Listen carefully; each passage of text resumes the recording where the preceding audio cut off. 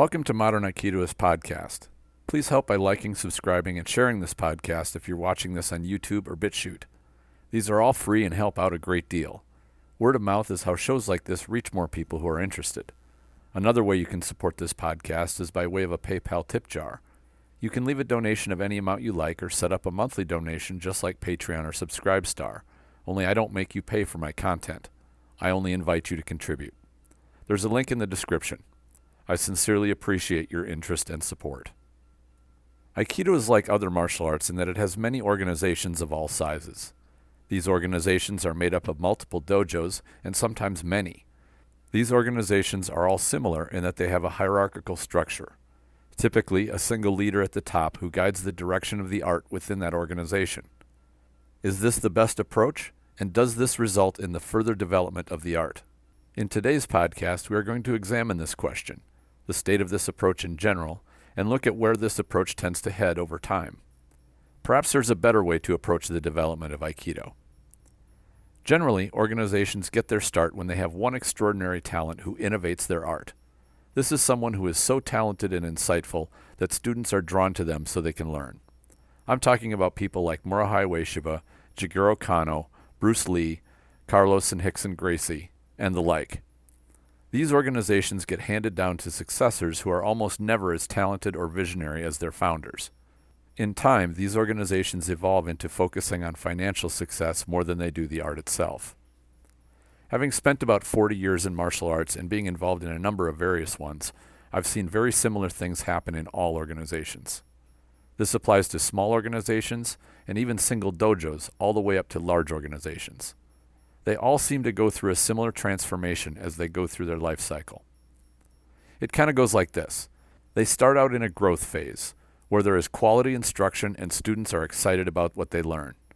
The development of the art and imparting skill in the students is priority one, and when the students become competent, the art grows. Dojos and instructors flourish when this is happening. In this phase, the classes are small and due to that, are very effective at developing skilled martial artists.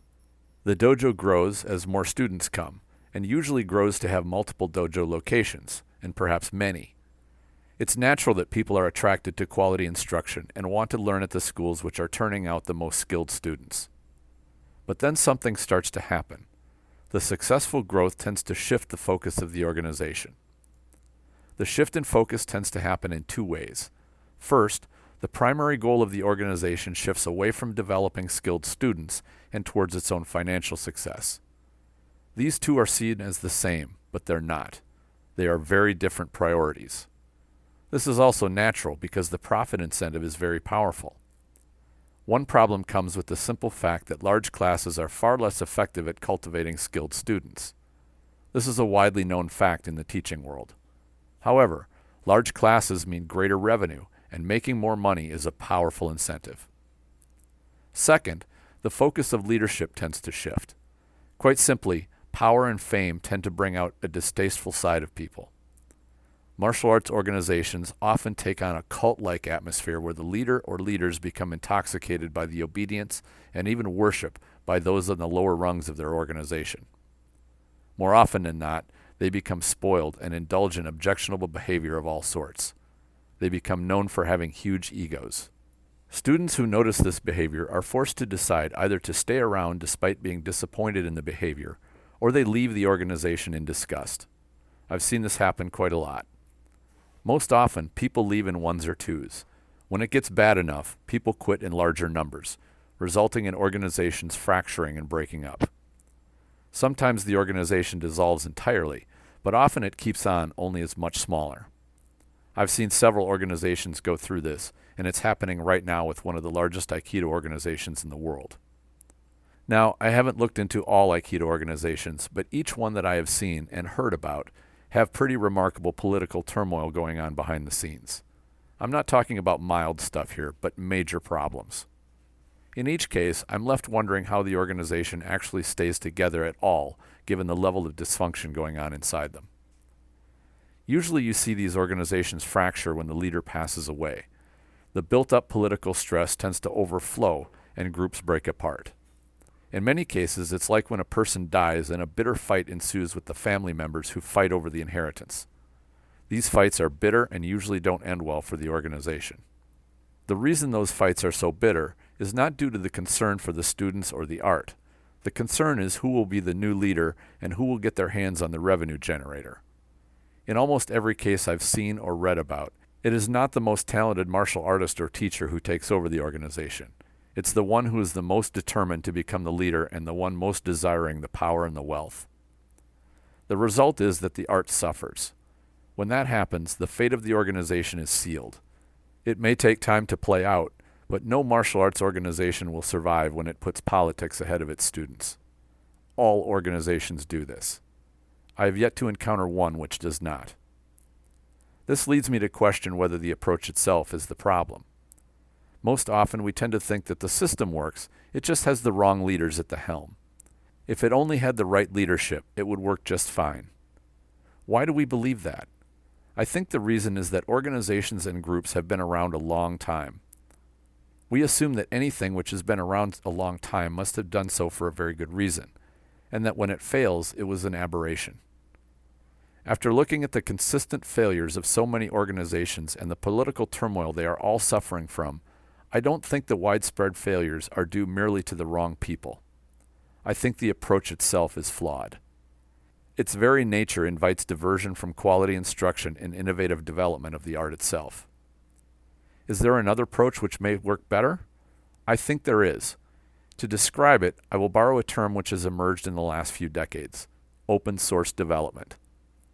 For those not familiar, open source development refers to a community of people dedicated to the development of an idea, but who are free to contribute in ways which enhance the creative process. Probably the most notable example of open source development was with the development of the Linux computer operating system.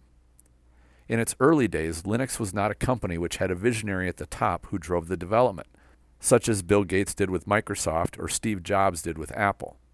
Instead, Linux came about from individual programmers and developers who worked separately on different parts and collaborated remotely to bring Linux to life. What was the result? Linux is an extremely powerful and reliable computer operating system, so much so that the majority of computers which make up the internet use it. It's far more solid and reliable than Windows and Mac OS, and is the clear choice for those who have computers which must stay running without hassles. Now, Linux is not perfect, but the open source model proved itself against the old school hierarchical development model. I think martial arts are crossing a threshold where we will use a similar approach.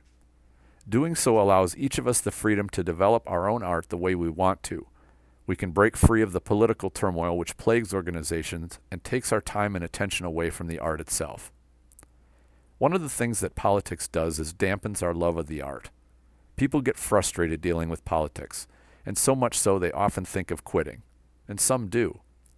What they lose is their passion for being on the mat, learning, and sharing what they know. When politics destroys passion, either because people quit or their energy is extinguished, the art suffers immensely.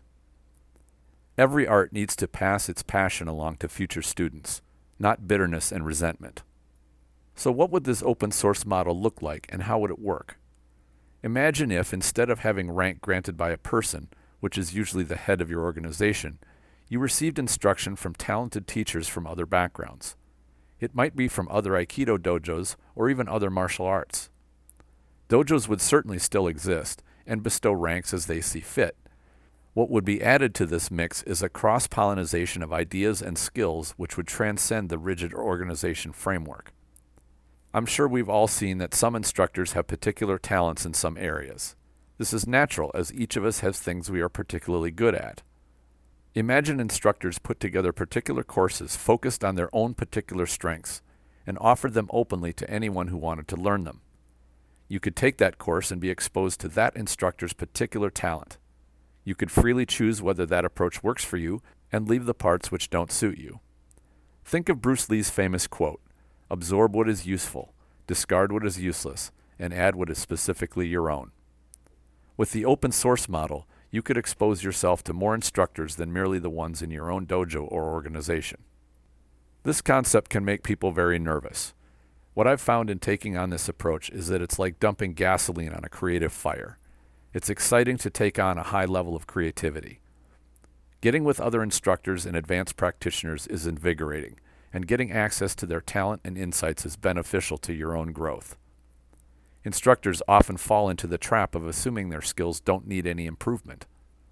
Unfortunately, many believe that their teacher is the one and only influence they need to improve, and they are not comfortable with the idea of listening to someone other than their own instructor.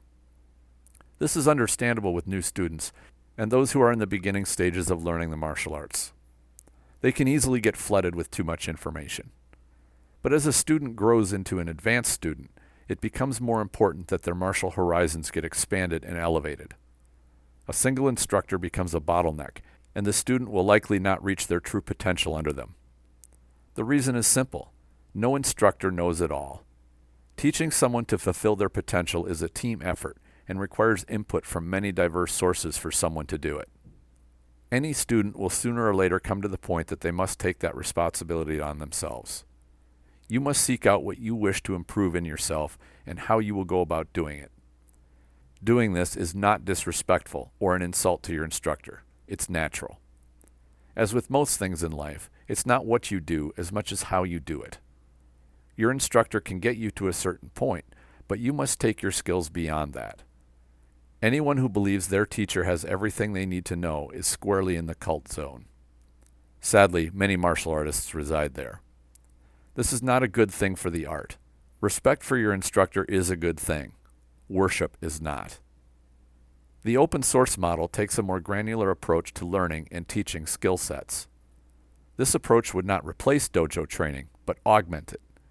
It would allow instructors to break out from the rigid curriculums which stifle their own development and their ability to bring out the best in their students. Independent dojos would be able to benefit the most from this approach because they would have access to a wealth of outside influences, giving them new ideas and keeping their training fresh and invigorated. Being in an organization is not much better for being provided direction and new insights, so outside influences could help them too. However, I've yet to see an organization which is dynamic enough to learn from outside sources. This means that development is stifled. Again, not good for the practitioners or the art. How would the open source model come to life? Well, it's already started. If you've watched videos online of Aikido instructors sharing and teaching techniques, then you have already participated in it. Listening to these podcasts, you are participating in it. What you do with the new information you are exposed to is up to you. You can take it as far as you want to go. The beauty of this open source approach is that it is entirely voluntary. You're not forced to adopt anything which doesn't make sense to you, and you can pursue what interests you the most. The Aikido community is in the beginning stages of adopting this open source model, and it's going to go much further. There are online courses you can take right now and have been for some time. Coming up next will be certification courses you will be able to take, which will include interactive mentoring and skill evaluations. One of the new developments in this is the Aikido University, which is forming up right now. The vision of the project is that it will include courses of all kinds from instructors from many diverse backgrounds. You will be able to go and choose which material you would like to learn more about. I'm happy to say that I've been honored to be one of the initial content contributors to the Aikido University. This is an exciting prospect because I have a series of courses I've been designing for some time now, and this would be the perfect place to make them available. It is collaborations like these which are the hallmarks of the open source approach. We all benefit from collaborating with others. I don't think traditional organizations will disappear entirely, but the problems they bring about will sponsor them to change significantly. I think those changes are long overdue. Politics and poor behavior are not acceptable and do not enhance the art. We have to find a way to purge these from the art if it's going to grow. Growth is positivity, and these negative influences hinder it. This is an exciting time for Aikido. We are forming its future right now. One last thought I will leave you with to consider. That is, the current state of affairs with almost all dojos being shut down and people not able to train. It would be easy to look at this as a negative thing, and surely everyone misses mat time and their normal training routine. However, I suggest looking at this as a huge opportunity. The opportunity lies in two distinct areas. First, we must break our normal training habits. We now have the opportunity to break out of our normal habits and must look at our Aikido training in entirely new ways. This isn't even optional. We are all forced to do it, and that's a good thing. This is a perfect time to reflect, analyze, and plan how to move forward. That plan can and should include changes and improvements to what we are doing. There are always improvements to make. The normal grind of training and keeping a dojo going, even the challenges of everyday life, can leave little time for creatively planning new things. Take advantage of this opportunity to restore your excitement to your training by changing up how you approach it. Keep what works well. Find what may be missing that could be included and plan out ways to shore up and improve what you aren't completely happy with. The second area of opportunity is using the wonderful tool of the internet to connect with other instructors and practitioners. Aikido is about the advantages of connection, yet many practitioners never even try to connect with others outside their organization. This is an opportunity to lift your head up from the normally small world inside your dojo and see what others are doing. Using the internet to connect is more than just looking at what others are sharing. Consider sharing your stuff as well. I know this is challenging and can seem daunting, but if you have great stuff that works well, the Aikido community would be enriched by having it be available to people outside your practice group. The art will grow when the sharing of good information increases. There are countless ways to use the internet to improve Aikido, and many of them are not even conceived of yet. You may have an excellent idea for how to do it. It's worth giving a try. I'm happy to share my knowledge to help anyone get started, and I'm sure others are willing to help get you on the path as well. There are many things we can do, even when our normal training schedule is interrupted. Use this time to let your creativity loose and take full advantage of the opportunity. Never let yourself sit still without advancing your skills and understanding. What do you think?